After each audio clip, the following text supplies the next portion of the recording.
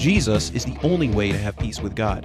Though there is only one way to God, everyone's journey to Jesus is unique and magnificent. Here is a story of one's journey to Christ, now on Redemption Report.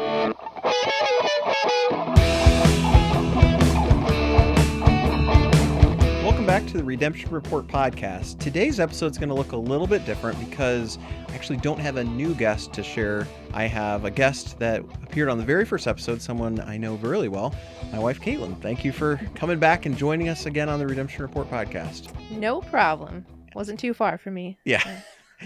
So to squash any rumors right at the beginning, Katlyn didn't get saved again. She's not telling a new story. We just thought that at this point in our journey, we've been doing this for about 9 months now of producing content and putting out new episodes each and every week. We take a moment to talk together and just be able to reminisce of what God has already done and kind of maybe give you a little bit of behind the scenes. So this episode will look very different if you're looking just for another story of salvation or redemption. Bug flying around my face right now in the studio, but no, this will be an episode that you would skip over and go to the next one. But I will say there's a lot of redemptive qualities, or there's a lot of God's provision provided in what we're going to talk about. Excited to have my equal, my helper, to join me for this topic. So as we were talking about what we could talk about for this week's episode, one of the ideas that came out was just kind of a behind the scenes of how this all got started. So I know I've been thinking about it for a while, but Katlyn, what do you remember as far as when I first started bringing up the topic? What came to mind for you, or what do you recall about those early days? I think about a year ago, but when do you first remember?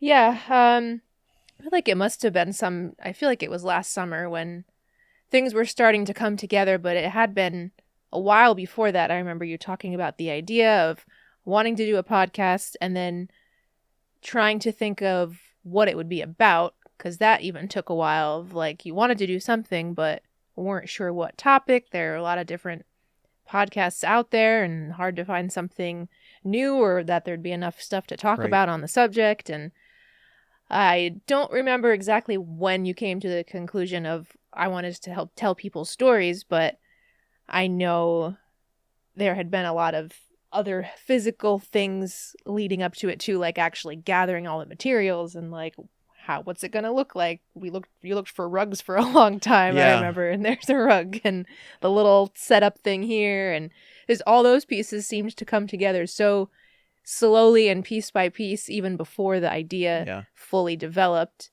And then, I don't know, God just gave you that idea of wanting to share people's stories that were just everyone's normal story of how they came to Christ. It didn't have to be anything crazy. And yeah, it's just exciting to see what it's become. You're at, 38 episodes Yeah, this now? will be episode 39. So we've had 38 different guests share their story. It's cool to hear. I mean, some people might ask, why are you having her tell your story? Well, we've been in it together, and I think it's cool to hear someone else tell about their experience or what their perception of how this has all gone, because you're right. Like, I've had the desire to do something. You know, my podcasting journey goes way back to several years ago. Buddy of mine that I was roommated with in college. Several years later, we were in a part of a fantasy football league, and he's like, hey, let's do a podcast together. And I didn't really know much about podcasting at the time. I'd listened to a couple, but it was something that I hadn't participated. So we did it. We did it over Zoom, and we only went a couple episodes in before life got in the way and we weren't able to continue forward. But those things, even though it was a few years later when this all started to materialize, kind of got the juices flowing. Like, what would that look like? And I think it's cool, like you said, all those pieces that came together. You could go through every element of the studio, of things that you can see or even things that you can't see up in the ceiling or around it, just how God provided. So like, my background is in broadcasting. I went to school for that, and over the years have just accumulated little bits and pieces of technology or equipment or even information and knowledge on different broadcasting techniques. And so I think back to when I first moved back to China, I got a call from someone I used to live across the hall in college, and he was at a neighboring church in Colorado and said, "Hey, we need someone to film a wedding. Can you do it?" And I'm like, "Well, I don't even have a camera. I have a computer. That's it." So I was able to find a camera to borrow, and with the money I made from filming that, I was able to buy my first camera. And it just over time, God has allowed different things to materialize. And I think through like just some people may not find this interesting, but just as you brought it up, like all these different pieces, like you start with the main thing, like the microphones. I don't think anything on this whole set was purchased brand new. Like God just Yeah. provided in different ways of finding discounts, where I think like that microphone there was purchased down in Georgetown, Kentucky. This microphone arm was purchased. Each of these was purchased separately, but in Florence. This microphone came with this arm. Each of these microphones were purchased for different things for recording. This came part of a bundle where I bought a film student was selling off their equipment, and so it came with a movie snapper thing or whatever. And I was like, that'd be cool to put on there. And if you've seen earlier episodes, you've seen the set change a little bit, but we came up with the idea for Redemption Report as a name, and so Katlyn actually drew this with her artistic abilities to be a part of it. And friend of mine, Glenn, purchased these curtains because I originally just had a black sheet, or it was a black backdrop, but it was kind of wrinkled. And he's like, "Oh no, that's not professional. You need to do it." So he, lovingly got us set up with this, and God provided another video business that was going out of business. He sold me all his equipment, and so that's how these other couple cameras came to be, and better lighting, and even this furniture. Mm-hmm. We'll end with this last little piece, like. This furniture, we originally had purchased for our living room upstairs, and it just kind of, didn't work out. But some guy was just going to throw away this really nice furniture, and we were able to buy it in Virginia. Katlyn's dad drove from South Carolina up to New Jersey and stopped by in Virginia to pick it up, and we grabbed the trailer and then brought it back, and now it ends up on the podcast. So just kind of cool, like how God has brought all this together. But it goes back to Katlyn and I, when we first met, we both wanted to serve God together in whatever way that looked like. And so God had provided a lot of different equipment and resources, but didn't know how to channel that or utilize it. And I tried to partner with different people to do it, do a podcast with, but I couldn't find a good partner to do it with. And so it's like, well, I can keep waiting, or I can start doing. And, I think, as I've mentioned to many people, the art of storytelling is, I think, getting lost in our world. And a lot of the stories that are out there are the spectacular, amazing ones. And I just wanted to have real everyday life conversations with real people that their stories are magnificent, as the introduction says. And that's been so cool to see how many different stories we've been able to capture this year, and just all the different things. It's not like everyone's story is the same. They all come to the same Savior. That's the commonality, but the stories are vastly and widely different. Yeah. Yeah, that's something that has really stood out to me. We've, having these 38 stories so far, ours included, and family, but I mean, honestly, a majority of that are all these other people that have come to participate, which is just so cool how God's provided all these different stories for us for you to record. I wasn't really doing much of that work, but it keeping the kids quiet on a lot of occasions. Yeah, trying. There's been sometimes people are jumping upstairs, and I'm like, are they hearing that? Dropping marbles and yeah, all kinds of fun stuff. But yeah, we've made it happen. But yeah, the intro, you mentioned how you say each one's journey to Christ is unique and magnificent, even though Jesus is the only way to God, but how everyone gets to Jesus is different. You wrote that before we even had all these stories recorded. Right. And that's just proved to be true with each story, even when you have multiple people who grew up in the church. And I think that's a lot of people who have that background, like, well, I feel like I've been a Christian my whole life. They feel like they don't have as much of a story to tell, because it's not like, oh, I had this crazy background and then I had this radical transformation. But even all those stories of all those people that grew up in church, they were all different. And how they came to that point where they realized they needed Right. Jesus and came to put their trust in him. And so, yeah, it's just been really cool. It has not been boring whatsoever. It's been exciting to hear everyone's stories each week. So, yeah. Yeah. We have our second biggest fan here joining us. The biggest fan is actually my 2.5-year-old daughter, Jayla.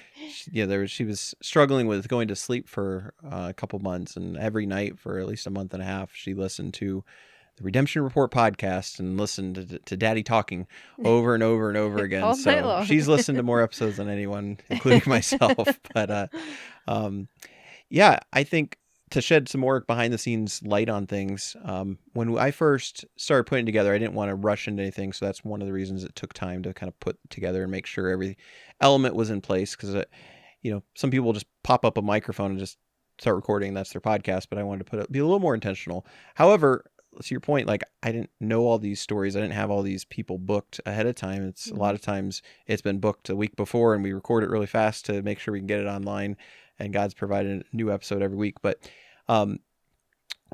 after recording your episode in the very beginning, before it went live, I shared it with a friend of mine back in Colorado who's self-proclaimed big into podcasts, Chris Reeves. He's listened to majority of the podcasts here, but he was a very helpful resource to be in, just to bounce ideas off. And one thing he said was ask questions as though you don't know the answer, or go along with the audience as far as discovering. And that's been cool because like there's been people like you or, my parents where I knew elements of their story, but taking that perspective has really helped me appreciate it, much like you or any other audience member. And then a lot of the people, I haven't known their story ahead of time, even if I've known them for a while. And sometimes when we were recording was the first time I'd ever met them. So there's been a few of those too. But that perspective has really helped open up doors and eyes, and I think even allowed stories to be told in ways that otherwise wouldn't be, because it was all fresh and new, as opposed to already having the story figured out and kind of glossing over elements that otherwise would have not come to fruition, or light rather. Yeah, that's true. So of all these 38 episodes, what are some of the highlights or things that have stuck out to you in this journey? Something that has really stuck out is at the end you always ask, what's something that if someone was listening to your story, what would you want them to take away? And every single one has been different. There's been some similar ones or along the same vein, but for the most part, they've been so different and they've been so like useful. I don't know how to explain it, but it's just, I love hearing how that just comes about at the end of each one. It's God is doing a different thing in each of us. It's the same God, but he's working in all of these ways, and we're all on different journeys and walks with him. And it just goes to show that you have something to offer someone, even if you think that your story is not exciting. There's something God's doing in your life that's going to be an encouragement to someone. And because I know I've been so encouraged by all of these stories, but it's just been really cool to see how something new has come out of each one. It's not like every single one is, well, my takeaway is you need to get saved. There you go. It's like, different ways that God has encouraged and walked with them and different struggles they've had. And just, it's just been really special to see that. Yeah, I think that's a very good takeaway from all the takeaways. Because you're right, like they've been so different. That's been a blessing to me to even see how people have worked out their own salvation, or God has approached them, and how they've then processed it and they're able to share it. Yeah. I'm glad it's not just been cookie cutter answers to everything. You like you mentioned the intro talking about unique and magnificent. If I put that out there and then every story was just kind of the same or bland or whatever, it would be tough. And I think that's been one of the biggest encouragements to me is when I hear feedback. There's been people, think back to Sharon Raby, who connected with us because she had heard a relative, a distant relative that had been in town and share their story, just how the dynamics of that. And then she got to come down and share her story, but she had reached out to me and said, hey, this was amazing. And then same thing with, recently had Jessica Papp on. She had reached out to me after hearing some content and established a friendship there, and then eventually she was able to share her story. So it has been cool to see how God has taken these stories and encouraged other people. And to date, it hasn't like exploded by standards. I think the most viewed was Jeff Smith's, and his is a little over 200 views on YouTube, and I think around 50 or so on the audio version. So nothing crazy large. Again, at the time of this recording, I'm happy to be proved wrong if something were to blow up after this recording. But I do think that is really special how God has allowed this to go and reach people, and even provide encouragement. Talking to different, like my mom, talking to her, or even other friends that have heard different episodes. In fact, this last week I got a call from a friend of mine who's like, dude, I just listened to two of the episodes in the last month or so that you put out, and wow, like I am so encouraged as a result. So that encourages me and shows me that God is in this. And then even the demographics, like being able to look at the analytics on the podcast, and the audio version has been in 8 to 10 countries so far, and apparently there's someone in like Belgium, I think it is, or somewhere over in Europe that's listened to like pretty much every episode. So if you're out there and you're listening to this, reach out to me. I'd love to learn who you are and connect. There's a few people in Europe that have listened quite a bit from what the analytics show. Maybe they accidentally clicked on something and don't realize they're downloading it, but that's been special to see how it's gone out. What else has stuck out to you? Something else that has been impactful is how the thing that has, like, I've teared up in a lot of these episodes. I'm very emotional, so I cry easily.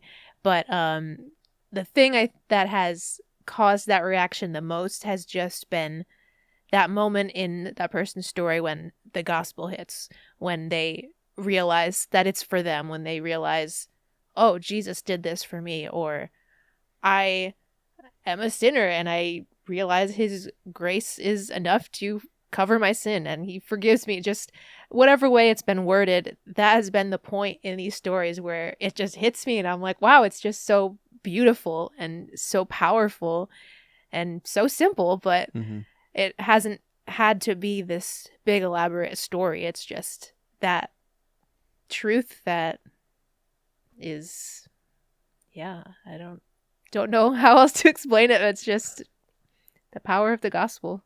So that's a great way to summarize just the power of the gospel in real life. Like, the gospel is very simple, but it can be so powerful, and especially when it meets a person in their need and they submit to God. Like, one thing that's been fun for me is being able to hear these stories and then capture them. A lot of the YouTube shorts that have been released, we've been doing that for about a month now, releasing different shorts, and just being able to capture or summarize those stories into 60 seconds or less has been a fun way to remember a lot of the stories that have been told, and think back to like Jeff Schmidt and the whole phone call incident. If you don't know what I'm talking about, go back and listen to Jeff Schmidt's thing, or go to Christine Langford's, who had a really cool interaction, and how God showed up for her and how a complete change took place. Or, I mentioned Jessica Papp recently, but how her life has completely changed. Like, I met her and had no idea of what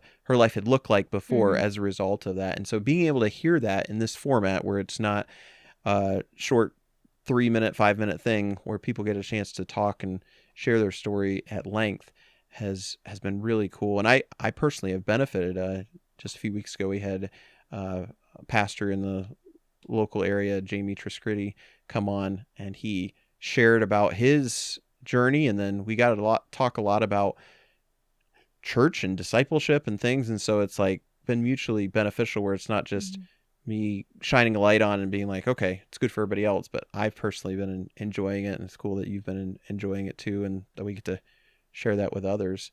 Like I said, this episode will look just a little bit different, because it's not, a super long format or anything. We may have some other episodes where we share some other highlights that come to mind, or even stories of redemption in our own lives, where it's as a result of us Mhm. coming to Christ, what God has done. Yeah. I think some of those stories are cool to share as well. Was there any other final thoughts before we wrap this episode up, or things that stuck out? I mean, those were the big main things that have been what have stuck with me. Um, yeah. Is there anything that has been a highlight for you besides things you've mentioned? I just think the fact that this has gone on this long, Yeah. I I didn't know how long it would go, and I mean, this is the first week we haven't had a new guest because of scheduling issues. So hopefully we'll have some more guests here soon. Which is a great pitch, a moment to say, if you'd like to share your story, we'd love to have you. Only prerequisite is you need to know Christ and be willing to talk about it. So Yeah. it's what we're commanded as Christ followers to do, is to share. So I didn't realize not everybody feels comfortable in this format to share, but yeah, if you know of someone or you yourself want to share, please reach out to me. And I've traveled before to meet people at different places, so that's not off the table entirely. If you don't live in the Cincinnati, Northern Kentucky area, we can make accommodations.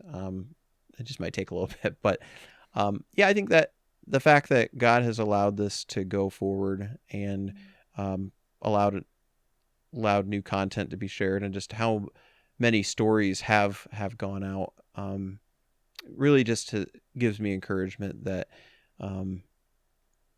this is something necessary in our world today, to share our story, what God has done for us. And learned it a while ago, but the Great Commission, which is in Matthew chapter 28, where Jesus gives the kind of his last words before he ascends up into heaven, and he says, "Go into all the world and preach the gospel to every creature, baptizing them in the name of the Father, the Son, and the Holy Ghost." And then this next part is the part that really stuck out to me, because often it's glossed over. But it says, "Teaching them to observe all that I have commanded you."